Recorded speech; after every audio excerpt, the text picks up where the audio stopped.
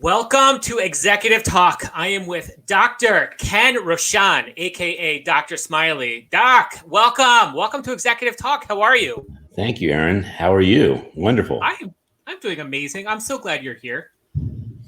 Well, I am too. And golly gee, it's very early in the morning. So I've been up for a couple hours, but it feels like it's still early since it's dark outside here in DC.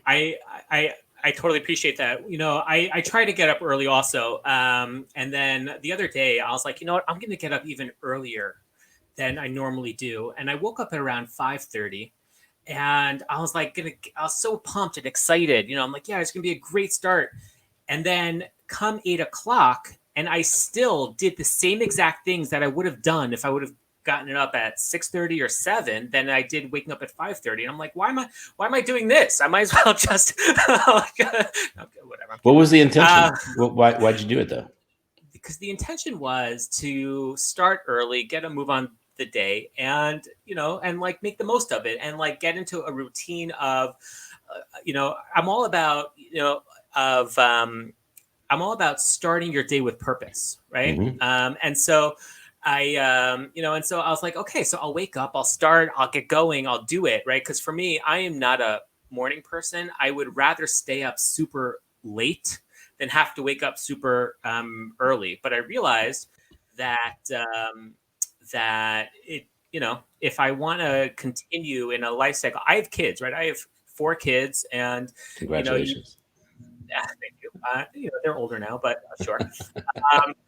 And if you want to get stuff done, you need quiet time, right? So for me, that quiet time is either super early in the morning or super late at night. And so you kind of have to create that balance. And I figured it was time to shift my working to, I'd rather wake up earlier and go to sleep earlier than go to sleep later for no apparent reason. So, started working. This is actually an interesting topic for me. Yeah. The reason I say that is because during this pandemic, we've kind of lost a sense of what day and what time it is, because you can actually create when you wish. But right. I find that late hours do not yield, I guess, focus is the best way to put it. And right. So I do practice getting up typically between 2 and 4 a.m. Today was 4 a.m. And, oh my gosh. And so you have me beat totally. Oh, forget it. I'm so embarrassed. Well, now I go to bed early to do that. But basically what I say to myself is, if I'm not creating and I'm not producing, why am I up still? Right. So I go to bed with basically a question of, how am I going to be powerful the next day, or whatever the thing I want to accomplish is. And when I awake, it typically is in the realm of, let's take care of it. See, I love that. Also, because for me, when my brain doesn't work anymore, before I can actually get to bed, I need to like just detox. I need to like watch a stupid show. I need to read something. I have to like separate myself from my schedule in order to let me kind of just, get to sleep. And so, like I can't just go, okay, I'm not producing anymore, I'm out of here. Okay, so what's the last show you watched that was stupid? Ozark. Is that so stupid? I don't know if that's stupid. I actually heard it's pretty intelligent. I haven't seen it, but I've heard a lot of people recommend it. So it's actually a great show. It's definitely not stupid. It's definitely not stupid. But it's like, okay, I'm tired, I'm not thinking anymore, I'm gonna watch a show, and then it's like an hour and a half later, and I'm like, well, okay, I'm not better for that. So now I guess I'm going to go to bed. Well, can I give you the stupid show that I watched just recently? Yeah, I love that. Actually, I don't know the name of it. That's the crazy part. That's how stupid it was. But maybe you can help me with this. Maybe I'll Google it while I'm doing this. It's the new National Lampoon. Well, I don't know how new it is, but National Lampoon's new movie. Okay. It's about Doug Kenney, the gentleman who created National Lampoon. And let me see, it's Futile and Stupid Gestures. That's the name of the and by the way, this is the dude. I mean, this is a show by itself, by the way. If this guy was alive, he was the guy who brought together John Belushi, Chevy Chase, Bill Murray. Oh my God. I mean, all those people that started SNL, they were basically stripped from National Lampoon because he didn't know how to take the next step in his life. Oh my God, that's hysterical. He was a genius out of Harvard and created National Lampoon, And then he created Animal House, and then he created Caddyshack. I mean, everything was like number one, but he couldn't get past the fact that he was in a time warp of, I guess, Coke. That small issue over there. That small issue, yeah. But yeah, the movie shows that that Caddyshack was basically funded by cocaine. I mean, it's a very funny. Wow. It's very funny that movie even made it to the screen. That's so funny. So that's the movie I'd recommend if you want to wind down. That's a bit mindless and cool. Certainly thought provoking for sure. So the truth about me though is I can't go too stupid. Like if I go too stupid, my head starts to hurt, and then I'm like, I can't do this. This isn't working for me. It's got to be that good balance of I don't care, but yet it's kind of making me laugh. I don't have to think too hard, but it's good. Like one of those balances. It's really hard to find. I got to tell you, it's really hard to find a good show. That sounds like it is. So Animal House would not qualify. No, the show before this that I was watching was I know it's a little bit older already, but I'm still catching up. Was House of Lies, which was I actually really enjoyed it. It was a good show. It's I don't know if you know what it is. I've only seen it's on Netflix, right? It's Netflix, and it's a show that takes place. It's like in the world of business management consultant, and like that. What I liked about it was the high energy that that goes on in this world of business consultant and management, and like you get some like good taste and flavor of what might or might not be in the real world out there. It was fun. It's a series, though, right? It was a series, 5 seasons. Yeah, I get so scared of that because of the pandemic marathon. Like you watch something, you like it, and you're gone for like 2 days. You can't stop until you finish it. Right. I've had those. Yeah. Yeah. So I just recently did The Jerk, Steve Martin, which I love that movie. Yeah, I've seen it a lot of times, but I haven't seen it for like, I don't know, 10 or 20 years. And that is actually quite an awakening to see how advanced that humor was, but also how inappropriate it is for now. A lot of those shows, you'd be surprised. A lot of those movies, you'd be surprised. You watch them now, you're like, really? That was allowed? Oh my gosh! And it wouldn't be. That's just period. I know. It wouldn't be. I binged watched the first 4 seasons of the Game of Thrones. When it in order to catch up. And so for me, like I know what binge watching, I knew what binge watching's all about. And that was intense. I went for like a week without sleeping. I just went from like show to show to show. And everyone's like, are you okay? And I'm like, dragons. It's a resume. It's a resume piece. So Dr. Ken, tell me about yourself. Where are you from? How did you get here? What's your story? Well, I guess I owe it to Al Gore with the internet, because how could I be here without him, right? And my mom. There we go. There we go. Cheers. So I was born in Rhode Island, a little city, Warwick, Rhode Island, and 2 months later I was in Paris, France, because my dad was in the military, and so I was an Army brat. Suffered the world tour of goodbyes and hellos 13 times before I was 12 years old. Ended up in Illinois in a small little farm town, detasseling corn. That is the act of removing the possibility of fertilization or cross-fertilization of corn. And that would be an epic issue because we couldn't eat corn and we couldn't have Thanksgiving. I mean, it would be a horrible thing. And then my final drive was to Fort Meade, Maryland, where my dad had his final assignment, and I opened up my first business. So that would at least state how I got here in Maryland. Cool. What was that first business? That first business I launched 2 at the same time. So one was a DJ company, and the other one was a graphic and design company for doing logos. Wow, That's so fun.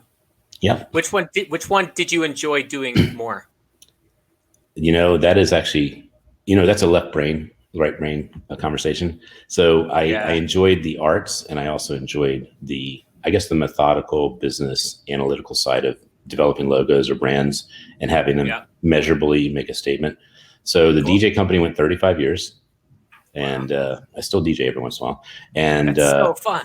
It's crazy, isn't it? And then the logo business turned into a publishing company, which was a very, very, very, very slow, hybrid period. And I in the last couple of years, I've published over 150 books. So That is, oh my gosh, that's more than I've done my entire life. So just to be clear, I think that's more books than I've read in my life. I think, Well, if you hit the link on my what I'll make available to you, you'll find that they're all available, so you can double down if you want. Great. All right. Awesome. Done. Mine are pictorial, though. A lot of my books are pictorial. Oh, I love picture books. That's amazing. Okay, perfect. Well, my newest book that's coming out this holiday is a book to my son that is called Diagrams, an explanation of life. And so it's anything that happens in life and how could I make it into a diagram with no words? So I love that. It's a wacky one because I looked at it like, how do you explain to a kid how to be successful as an adult? Well, you don't do it with words because they'll be bored out of their mind. But if you can do it with a diagram, they may say, what does this mean? Or I get it. And so I'll give you one example just to, I guess, share the breakthrough that I would have had as the millionaire I could be. You ready for this? Okay. Yeah. All right. So we can say that this is a circle. Obviously, this is a circle. Okay. If the sun right here, and this is the first time I've done this, so this is going to be a nice little experiment.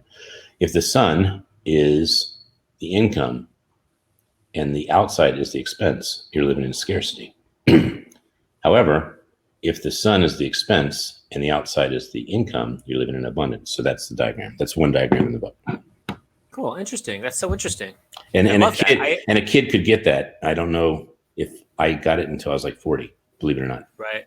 Wow. Look, I got to tell you something. Business is one of those things that, it might make sense on paper, but until you actually experience it and you're part of it and you live it, there's a lot to learn and there's always more to it. Yes. And so I'm not surprised. And I honestly love that learning process. That's actually one of the reasons why we even started this podcast in the first place, was that to give me an excuse to learn from people who are much smarter than myself, about business, entrepreneurship, leadership, marketing, all good things. You brought up one of my favorite quotes, which is, if you're the smartest person in the room you're in the wrong room. That's so funny. I mean, that's true, by the way. That's true. So in my synagogue, the rabbi used to get up on the, in front of the entire congregation, and he used to say, now look, each of you are probably thinking, man, I must be the stupidest person in this room. He goes, well, I have good news for you. One of you is correct, but don't let that stop you from, and then he would go on to whatever he was going on to. And I was like, yeah, okay. Yeah. All right, fine. But that's true. But I definitely agree with that. I love that quote.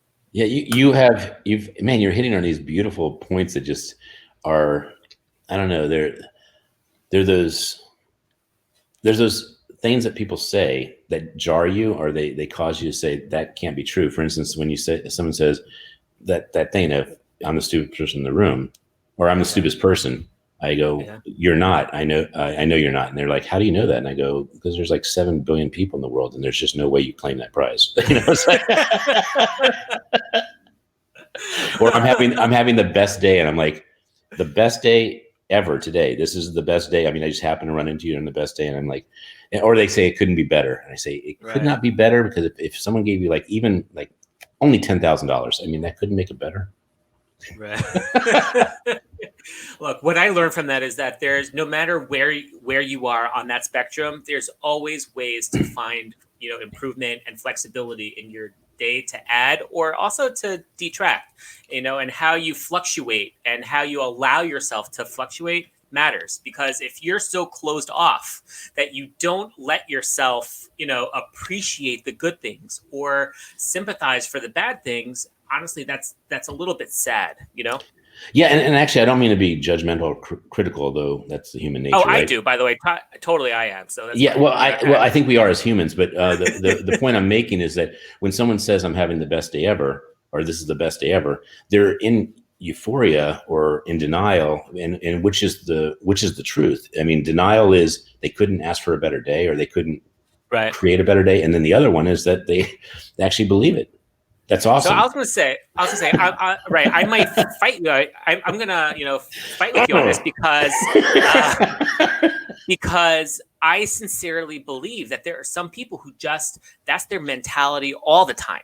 Yes. And their mentality is, you know what? Life might suck, and that's okay, but I'm going to appreciate the best of it. And I'm just going, and that's it. That's an attitude. And I love that attitude. It's a gratitude really approach. do. Yep. Yeah, 100%. And that's not to downplay things that are not great, but if your mentality, and this is something that I work hard for myself with, is that if your mentality is always the half glass empty mentality, you're gonna lead a very sad life. Yep. Right. And that you have to be able to, appreciate the good. People always ask me, they're like, what kind of drugs do you take? You're always so happy. And I was like, I got to tell you, I just take caffeine, just my cup of coffee. That's all I've ever taken. I have not done drugs in my life. But my attitude is that if you're not happy for yourself, no one else is going to be happy for you. So just appreciate the good things that you have, and go with it. Yeah, I kind of spin it a little more as we're on a journey. Why not make it a happy one?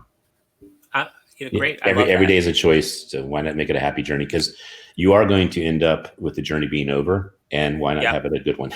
I totally appreciate that. And look, we have a philosophy that I hold by, and that anyone who works with me knows, is that if you're going to speak with passion.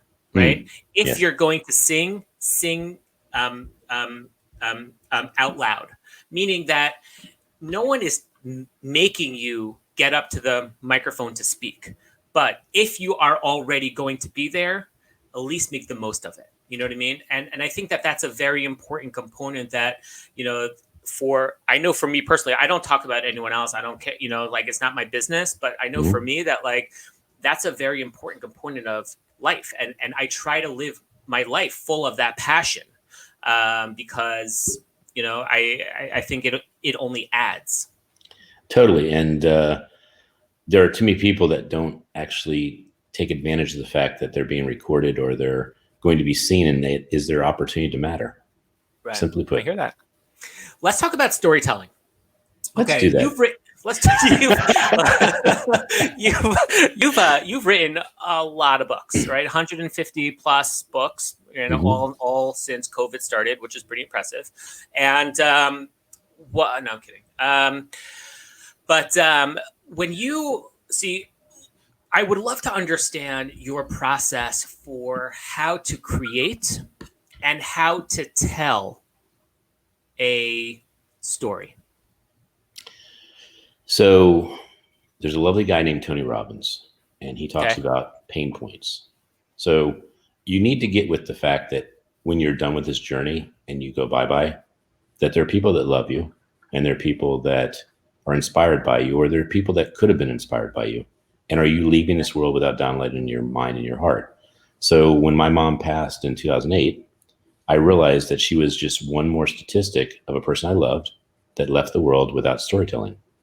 So I committed to God and to everyone I loved secretly that I would publish my first book within 12 months of her passing. And it was actually 13 months. It was December 9th, 2009. And I published this book. And it is, by the way, I have a rule that anytime I hold a book, I'm not actually selling the book, I'm giving the book away. And the reason I believe that is because if that book inspired someone and the price tag was going to stop them from being inspired, why not just let it be? So any book I show, you'll have copies of it digitally, and anyone that wants to contact me directly can do so as well. So that book is probably the best example of taking action, failing miserably, and then having it readjust how you approach it next time. So I lost well over $20,000 in that project. I mean, it was insane because I was committed to the integrity of getting it out, but it was just riddled with grammatical errors, 42 embarrassing grammatical errors. And ironically, my dad's a speechwriter. My mom was had a master's in reading and English and all kinds of other things, but she had passed with Alzheimer's, and my dad was recovering from her passing. So it wasn't appropriate to ask him, hey, I'd like to do my first book. Can you spend some time with me and do that? So I created it, and it was really embarrassing. I had people contact me and say, your book has tons of grammaticals in it. And I said, yeah, I've kind of become aware of that. And I said, no, you see, you just have to use that as your excuse of, well, that's what gives me the opportunity to do a second printing. You got it. And actually, that's actually where I'm going, because my mentor, it's beautiful that you said that, because my mentor said to me, don't worry that it has that many errors. And I said, why would I not worry? That's actually embarrassing to my name, my family. And he goes, no, don't worry, because no one's going to read it. So most people get books and they don't finish them. They don't read them. So, and I'm as guilty as anyone else. I have 2,000 or 3,000 books, and I may have read half of them. May have. Wow. And I buy a book because if you told me a book changed your life, I'm going to get it on Amazon. It doesn't mean I'm taking my action for integrity and intention to finish it, but it may not happen. Right. So the book did come out. If you notice, by the way, on the top corner, do you see what it says? I can't read from here, but almost 100%. Almost 100 copies sold. Almost 100 copies sold, because at that point I knew there was no way I could say it was more than that. So the second edition said under 1 million sold, and that was the one that actually got me to be noticed. And we don't know how close we are to making an impact in the world. When we have a major failure like that, it's actually God's way of saying, what are you going to do with this? Are you going to learn from it? Are you going to be big, or are you going to fall down and let it take you out? So back to your question about storytelling. I decided that my mission would be to help people like yourself that are leaders with a beautiful heart, that are doing beautiful things in the world, to tell your story, so I can help market you and market your story, because I believe that storytelling is the way of inspiring people to follow, take action, create abundance with you. I'm a big component. I'm a big believer in that. I think that's 100% correct. Look, we work with clients all around the world, and one of the hardest things that we work with them on is, how do you get a brand to tell their story effectively in a way that people actually care, right? And so it's not so much about telling you and going into the story of, well, once upon a time we started our business and we were in Nicaragua. Okay, that might be a nice part of your story, but that's not what telling a story means, right? Telling a story is being able to create opportunities to allow your customers, your clients, your partners, whoever it is, to picture themselves within the context of your brand, within the context of your products or services, right? Within the context of the imagery that you create for them, right? When someone else can feel, right, and appreciate the situation that you're presenting to them, right? That's how you bring people in with a story. And companies and brands all too often make the mistake that I'm going to tell you all about me and why we're great and why we need to you should buy our business. Anti-Simon Sinek approach. Yeah, absolutely. Absolutely. And and it's a problem. Look, not to say it doesn't work, but you have plenty of businesses that sell well, that do fine, and they're okay. But the really successful brands and companies, the really successful ones, are the ones. That was me texting you. That was me texting you saying, "Good job. You're doing a great job." Thanks, I appreciate it. The really successful brands and companies are the ones who are able to let their customers and clients feel the context with them also. And that is the gap. And that's the gap of storytelling to non-storytelling. To me, what you just described was people that do it without storytelling versus people that do it with storytelling. That's the gap. Okay. And I think everything you said technically was on point, like publishable, head for your dissertation. Okay.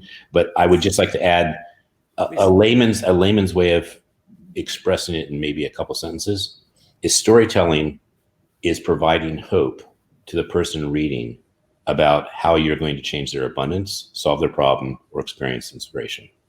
I love that. See, people will always remember a good story. Yes. Right? Always. Right? People will not always remember the facts. And if you really want someone to learn something or to internalize something, you have to be able to know how to bring them into a good story. I think the best example of that is I'm in the event world and I see amazing storytellers tell a story and the audience wants to buy. They don't even know what they're buying. They just want to. And the person who may be more knowledgeable than the storyteller and is giving very specific facts on how they can change their life and is uninspirational and non-storytelling, the people know exactly what they could buy and have no desire to do so. Right. Yeah, it's challenging. So let me ask you a question. So when you're creating a good story, okay, yes, what components make a good story that help people resonate with what you're trying to tell them, right? And I want you to specifically think about this book that you just talked about that only has pictures in it, because picture books also tell stories even without words. Totally. And so I would love to hear what pieces you consider, into what a good story needs. Well, that is probably the hardest example to jump to. So I would like to just go back a little bit before the diagram. Okay. because so many people are using words, and because they're using words, it's very important to have a relatedness and a transparency with the reader. And you also have to have a goal of where you're taking the reader on the journey so that they come out with a win, and hopefully you being part of that win. That's the intention. And so there is a conversion of moving from pain point. I was there with you. I had to overcome this challenge. And because I believed in myself, I did. And this is what I do in the world that makes a difference. And I'd like to make this difference for you if you are experiencing something close to what I did in my journey. And I think that story, there's some really beautiful formulas. There's about 11 formulas, if you Google them, on how to tell a story. And you do need to have that the person reading becomes the hero, or that they have the choice to become the hero, or that their problem is a problem you have and that you relate to them because you were in it and you were close to quitting. So all these things are part of it, but it's not gimmicky like I'm saying in this formula part. It's that if you don't follow that sequence, you don't have a hit movie, you don't have a hit song, you don't have a hit whatever. Right. So it's taking the truth and making it appealing so that people buy in and you actually show up as a person that is trustworthy. You mean you, the author? Yes, you the author. You the author. Because the reader is not part of the story. You're trying to have them become part of the story. Got it. Or the future story, I should say. Their future story. Yeah. Their future story. Yes. Well, people can have many different stories, So of course. I think that's fine. And depending on how much time you have, either on stage or in a book, or how big you want your book to be. I'll say an interesting fact about storytelling, though, is if you, to your point earlier, if you make it too long, you lose them because there's so many not relevant areas, and the person's like, this is too painful to even get through. So get to your points, and books that are under 100 pages are typically read, and people that buy books over 100, it's just, how do I fit it in my schedule, even with a pandemic? And they don't get read, and that's unfortunate. I'd like to segue that there's so many books that are well done, but they don't have a marketing piece. They don't have a branding piece. They don't have a campaign. And what happens is they become secrets, and people judge themselves on how well a book sells, but they really need to judge themselves on how poorly they market their book. Well, look, we live in a world today where there is an influx of content coming out in every which way, right? Blogs, articles, podcasts, videos, no matter where you look, there are millions and millions of content pieces coming out, right? And so it's always the challenge of how do you, right? So the first question is, well, why do I even bother, right? Like, okay, there's so much happening out there. Why should I even contribute to that? No one's going to read my stuff, right? But if you feel that you genuinely have something to say, right, that you genuinely have a piece of value that you're looking to share, it's your obligation to share it, right? Now, you have to find the platform that works best for you and your strengths, right? If you're not good with speaking or making videos, so don't write it. If you're not a good writer, make videos. If and whatever it happens to be, but if you have something that's of unique value that you just need to present, it's your responsibility in order to put it out there, and then you're right. And then it comes into a marketing piece, but because there are people that need to hear it. Right. And if you just keep it all to yourself, so then, it's a big loss for what that is. Well, it's also a 10,000 hour practice session. If you have content and no one's listening to it, you have content that needs to be defined, refined, and Correct. and you need to actually have it hit the niche market with such art and science that after 10,000 hours, people are like, oh my gosh, this person's brilliant. Right. No, I'm simplifying it a lot. In other words, Yes. You're 100% correct, right? That yes, that it's creating content is not easy. It really isn't. And you're right. It takes a very long time for a content creator to get their content actually noticed in a meaningful way, right? But don't misunderstand the importance of value either, Yes. right? Because you can have a readership of 10 people, but if those 10 people are super inspired by what you have to say, okay, you're not hitting the masses, but you're doing your job. And so obviously everyone wants to speak to the entire world. Everyone wants to be on stage and everyone wants to be famous and popular. I don't think they do. You don't think so? No, not at all. I think most people don't. I think there's a lot of fear there. And I think there's a lot of criticism you'd have to take on. I mean, I don't care if you're talking about Trump, Biden, Obama. I don't care who you're talking about. Gandhi. Right. Okay. If you want to talk to the masses, you will be ridiculed. You'll be hated. Yeah. Because there's going to be people you offend and you can't please everyone. And so my point is simply that I've tested this, Aaron. I mean, it's quite compelling to me. I said to people, I will publish your book for free. And I asked maybe 20 people, nothing crazy, but I only had one person take me up on it. And really? I was able to kind of ascertain that there's a fear to really put yourself out there. Yeah. Well, look, I actually had a conversation yesterday with someone about leadership, and this point exactly, right? Is that when you're in a leadership position, right? Whether it's your personal leadership, or you're in charge of your company, or you're more communal, right?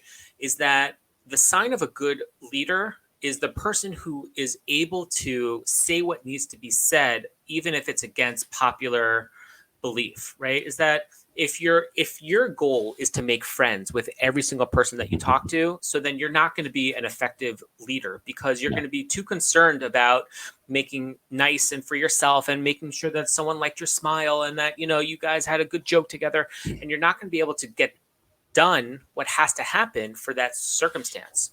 And so anyone who is going to take that stage has to be able to say, you know what, I might not make everyone like me right now, but I know that this is important, and so therefore we're going ahead with it. So this is actually getting me thinking about that diagram book again. Like, I don't have that particular example, but there's a Venn diagram or some type of diagram that shows the circle of leadership and the circle of making everyone happy. Gosh, I'm really off on this. It's so funny to be doing it weird. But in the center is effectiveness and impact. Right. Whereas the other side, maybe leadership is followership, maybe, and then the other one is pleasing everyone, which is diplomacy. So, well, maybe. Look, I don't necessarily believe that leadership means fellowship. I think that there's a whole variety of aspects of leadership, but I think that's a conversation for a whole nother time. It is. We have no other hour. What is your definition of leadership? Because I read someone that I do respect. I've read a couple of people that said that if you have no followers, you are not a leader. That's 100%. Okay. Because who are you leading? Who are you leading? No one's following you. Right. Right. It's true. Right. A leader is someone who by definition has followers behind them. Right. But I break down leadership into two components. I break down leadership into personal leadership, right? Which is leadership that only impacts me and myself. Right. Right. And communal leadership, which is leadership responsibility that starts to incorporate other people. Okay. So personal leadership is like, for me, when I say, okay, I have things that I need to do. I have responsibilities. I have, benchmarks I'm looking to hit. I have, jobs I want to get. I have, I'm going to do the following for myself, and then holding yourself to it to be a better self for you. That's all personal. Okay, that's not necessarily impacting other people, because you are the noun of your own leadership. Right. When once you step into the second stage, more of the communal stage, and that community could be anything. It could be your family, it could be your friends, it could be your workplace, it could be, your physical community. Right. Once you step into that sphere, so then leadership takes on a very different role and responsibility, because now it's not about you, but it's about the end result of the circumstance or situation that you're part of, and how you get people to work with you and to accomplish that, right? How you build your team, how you inspire, how you engage, how you connect, and how you pull up matters. It matters. And how replaceable you can become. Yeah, well, because once you're in that role, it's not about you anymore, right? It's about the job. It's about the goal. And so you're right.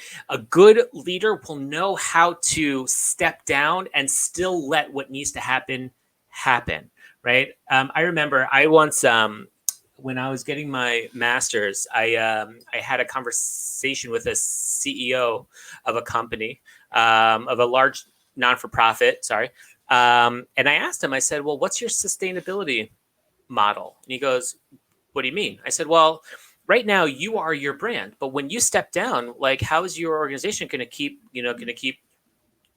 running? And he's like, no, it's not. Like, once I step down, like, the organization's done.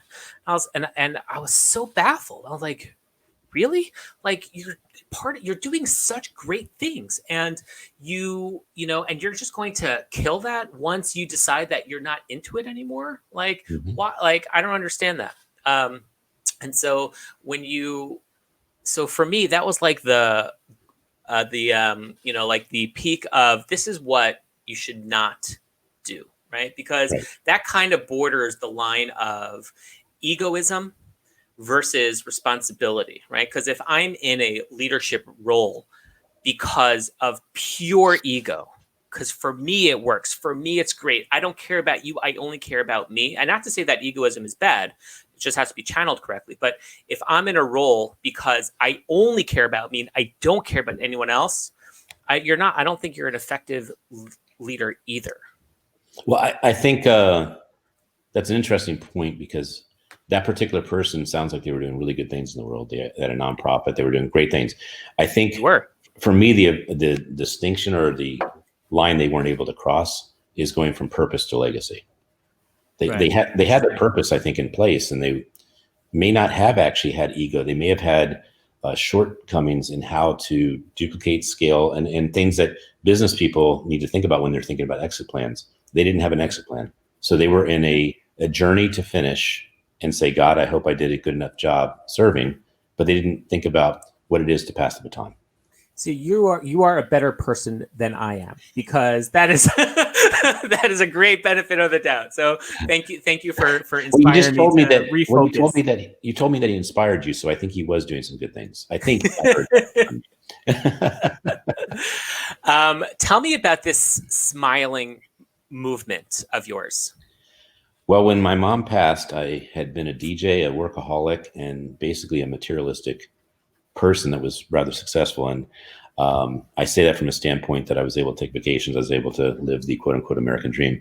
But in watching my mom deteriorate mentally and lose her, I really had an awakening that life is really not about materialism, and seeing how much money you can not either make or to show off, or to, I guess, satisfy the depressing side of not having a purpose-driven life. I decided to shift completely and only analyze what it would be like to have a purpose-driven life. And what I came up with was, in our topic, leadership.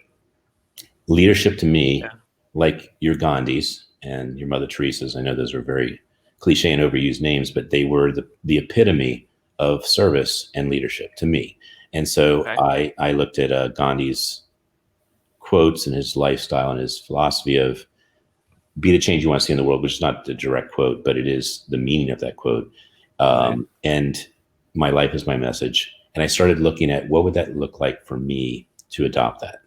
And, you think that when you have a conversation with God and it's genuine and you're ready to serve, you'd think that God would say, finally, let me tell you the answers. But it was not at all that case. It was 7 years later. I met a gentleman named Barry Shore, and he handed me this card. And this card just changed my life. It was, I've said this before, but it really was this kind of awakening. You see Blues Brothers by any chance? The Blues Brothers movie? Sure. Okay. Yeah. When he's in the church and the light hits him and he goes, I see the light. Well, when I got that card, I honestly did have an enlightening experience that this was going to be my life. It was, I worked for 7 years on journeys to find out how to define what it is to amplify a message. And I came up with, this is the message I want to amplify, which is smile, enjoy, accept, love, seek happiness. And so everything resonated with me. And I met this gentleman, Barry Shore, and I said, hey, what would it look like for me to take this card and turn it into a movement? He said, tell me what you mean. I said, well, you're not taking pictures of people. You're not publishing books. You're not creating any social media campaign that I can see. And you even admitted with nose that these do not exist. So I said, I'd like to partner with you. And so he was kind enough to send me 100,000 cards, and I went to work. And the work I went to was going to personal development events, go to publishing events, speaker events, leadership events, et cetera. Give these cards to the people that I was resonating with their spirit on some level and saying, hey, can you hold this card up and inspire the world that there are people that are fighting to make the world better. There are people that are a stand for the world being better, and there are people that are hopeful that the world will be better. And I could not believe it, Aaron. This is something I've never experienced. You know, when you're in sales, there's something called percentages of conversion. This is 100% conversion. 100% of the people I asked, and now we have well over 10,000 people that have held this card up and just gotten with the fact that this card is something that they embody from a level of, I want to cause positivity in the world. And that's really all it means. And we've had the likes of John Travolta, Quincy Jones, Matthew McConaughey, William Paul Young, Frank Shankowitz, who created Make-A-Wish Foundation. All these people happily not only held the card, but they got what the card stood for, which is leave the world better than it was before you were born. I love that. I love that so much. I think that's so powerful and so great. And it's a message that people should hear, especially now, like during a time of uncertainty. And I hate talking about COVID. I really do. But oh my God, it's so overplayed. COVID was a gift. COVID was a gift. By the way, it was. It really was in a lot of ways. And it's all about, you know, like everything, it's all about attitude. It's all about approach. It's all about responsiveness to, okay, so this is what happened. That's fine. I could either dwell in the misery of it, or I could figure out how to, you know, utilize this to push myself and get myself to the next stage of what, you know, what's important. You know, but I love that so much. I think that's such an important message that we all need to hear again and again and again. So that's great. I think a lot of people before COVID thought they may understand life. They may have the rules that you're supposed to do to play. And when they had this carpet just removed from them, they had the jolt I had with my mom passing. And I looked at this period, I would almost call the COVID instead. I would call it synonymously the Renaissance. I think this is a period of not just shift and pivot. I think it's this is the ultimate period of creation, because people have their time to actually download either their misery or their inspiration. And both actually serve. The depression or the misery, I think, is therapeutic. Yeah. Look, don't confuse. I believe that emotions are healthy and they're okay. And sometimes it's okay to feel sad, and sometimes it's okay to feel depressed. But also know how to balance that with feeling happy, right? There's no light if there's no darkness. You know what I mean? If everything is always, you know, happy, then there's no sad, right? And if there's, you know, and it's like there's a balance that has to happen. And so, you know, I believe that emotions are super important, and they're healthy, and experience them, right? Be angry, be upset, be sad, be joyous, be, you know, and that's fine. But also know about how to channel it in a way that actually becomes productive and constructive, as opposed to destructive. Because the problem becomes, the challenge really is when people is when people get lost in the down cycle, right? Because it's very easy to keep spiraling in that regard. And that's when you need a friendly reminder, a friend, a book, a podcast, a card that just says keep smiling. You know, whatever happens to be, people need that jolt back, right? And that's one of the reasons why we started, also like why I started this podcast, was to be able to connect with people and share, and to keep creating opportunities to learn and grow and inspire from one another into, the next stages of whatever that next stage might be, Yes. And I call that balance opportunity a shift opportunity, because now that you've visited your anger or your sadness, how long do you want to dwell there, and how long do you want to have that conversation with the universe for the universe to propel that experience so that you get that it's real? And so of the 140 Keep Smiling books, a lot of them have that word there after it. And some say hope happens. This one right here is one that I want you in, Aaron. Okay. So these are all positive podcasters. Love it. Okay. And I want you in this book. And the reason I want you in this book, there's Barry Shore. That's Barry, the guy who handed me the card. Wow.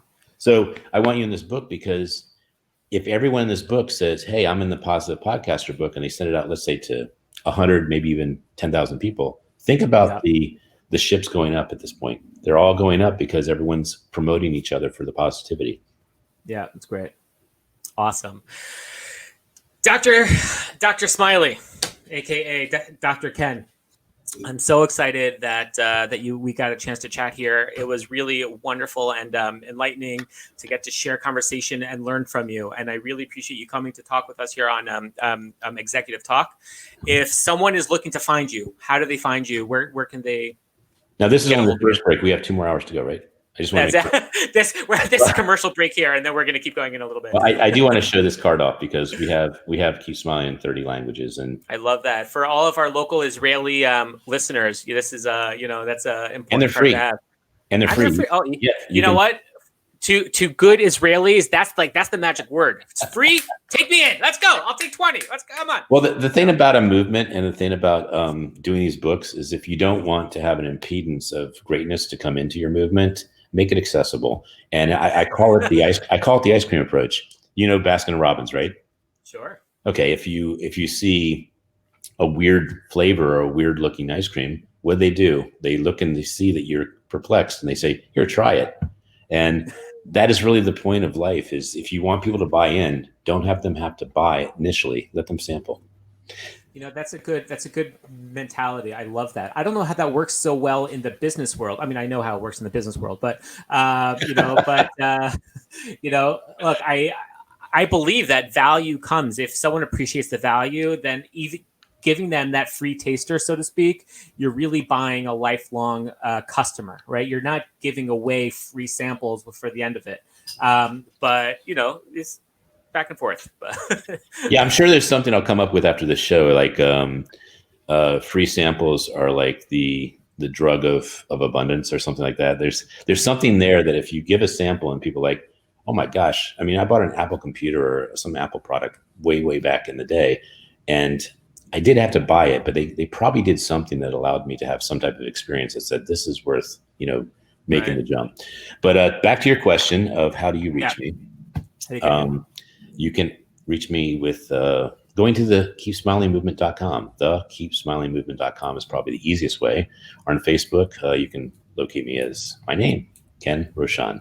And for you crazies that want to actually text me, I do give out my number to leaders who want to make a difference in the world. And that would be 202-701-0911. So thank you, Aaron. This has been a wonderful conversation. I am so glad. Thank you for coming on Executive Talk. Have a wonderful rest of your day, rest of your week. And I'm sure as you hear a lot, just keep smiling and just, sharing, keep sharing that good smile wherever you go. And you never get tired of it. That's right.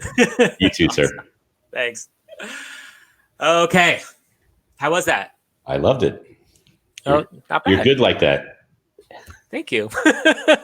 It's important to have like a comfortable rapport back and forth, you know, like it just makes things, you know, run smoothly. So I have a question for you that is vital to my invitation to be in this book. Do you have a professional photographer that could take a raw photo of you holding just a blank white card? I do. So if you do, this book is coming out in about 20 days. All I need is the raw shot, and it's very easy to spin this book, and I'll get you the ebook. I think because we were communicating back and forth, and my title block has all the links to all the books I showed today. Yeah. And you could be in probably at least 2 books. One is a 2,500 page book of just all the people I've met, and in this case, virtually met, that I would like to show off to the world. But with your last name Glazer, right? That's the way you pronounce it? Yeah. You'll probably be around page 800, believe it or not. It's in alphabetical order by last name. Isn't that crazy?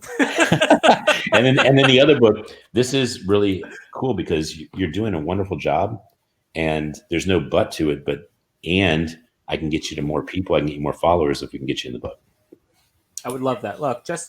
Just for putting that side of it to the side for now, like just the idea of being able to share positivity is something I'm a big believer in, and anything that I can do to help, you know, people feel good and just do what, you know, like feel good about themselves and whatever, I'm in. You don't have to sell me. I'm good. Awesome. I can tell. And because you're a storyteller, I mean, you have a desire and an interest in it. Have you written a book? So I thought about it a few times. I have things that I would like to talk about. I've written articles and stories. I'll actually share with you 1 or 2 that you might find interesting. They're deep understandings of who I am today, right? Mm-hmm. Because the person that I am today is a constant work, right? It's something that I chose. It's a work in progress, and it's something that I chose. Like I'll tell you the full story at a different time, but I chose it when I was in high school, and I decided that, you know, it's time for a new path, and I've been fighting to keep that path ever since. So, you know, I haven't written a book. I keep playing with the idea. I'm not 100% sure what I'd want to say. But well, this particular book is like a TED Talk in that it's templated, and the template asks really about 3 main questions, and then the other ones are very small questions, like trivia questions. But the main question is, tell how you created who you are, and that's your journey. Oh, I love that. And then tell why you are, i.e., how'd you create your purpose? And then tell how you are, as in how do you create abundance, solve problems, and inspire hope? And the 5 subset trivia questions are: what book changed your life? What song inspires you? What movie inspires you? Who's your hero? And what quote do you live by? It's really quick, but I love that. It takes about 2 to 4 hours to do, and we do as a movement that is fortunately sponsored by people with abundance, are able to make a book like this for you, where your name is either here with the podcast, or you pick your own. Like this one's called the Doctor series. Okay. And so there's 140, not different themes, but pretty close to about probably 60 different themes. So you could say whatever, and we'll make a book, but that book is seated with the people that you want in there. So there's 100 people that you pick. And if you want to do this, it's not, it's something that will, I think, change your life on some level, but it's something I can market you. And I find that when I want to introduce you to somebody, I share your book and they read it, and it takes 15 minutes to read because it's only 1 chapter. They typically have a different way of approaching you to have a long-term type of benefit with you. So I will take you up on that. Super. You know, you should always be careful about what you offer people, because, you know, someone will always take you up on it. So if you know, I'm on a mission. I assure you that the invitation is because you inspired me, and I know you have the right intention for the world. So I'd love to help you with that. So awesome. It's a done deal. So when I send me an email with whatever, it's called a welcome template. It's 8 pages, but it's only 2 pages to fill out. The rest of the pages kind of explain the process. Okay. All right. Well, it was a pleasure. I hope you have a wonderful day. Send me an email, and I'll be happy to go through it. And are you? I appreciate it also. And are you traveling like next year? So I haven't traveled during COVID, and I'm not sure when I'm going to be traveling next, because it's not appealing to me right now. So, you know I wouldn't imagine. So yeah, I've only done 3 trips myself. I mean, I did 100 trips 50 plane trips a year, and then another 50 car trips a year, roughly 100. wow. But right now it's dramatically less, and so is the abundance factor, because when I'm in front of audiences, I do way better. But given that there's no COVID next year, let's call it July, are you intending to come to the States? And New Jersey is very close to me. It's very possibly. Okay, very great. possibly. Like I'll know as we get, but I would love to be able to connect in person. Yes. So that would be for sure. All right. Well, thank you very much for the wonderful conversation, the start of a new friendship, and hopefully even the possibility of helping you with your legacy. I really appreciate that. Have an awesome day, Ken. Thanks, it was so fun talking with you. Thank you. Likewise.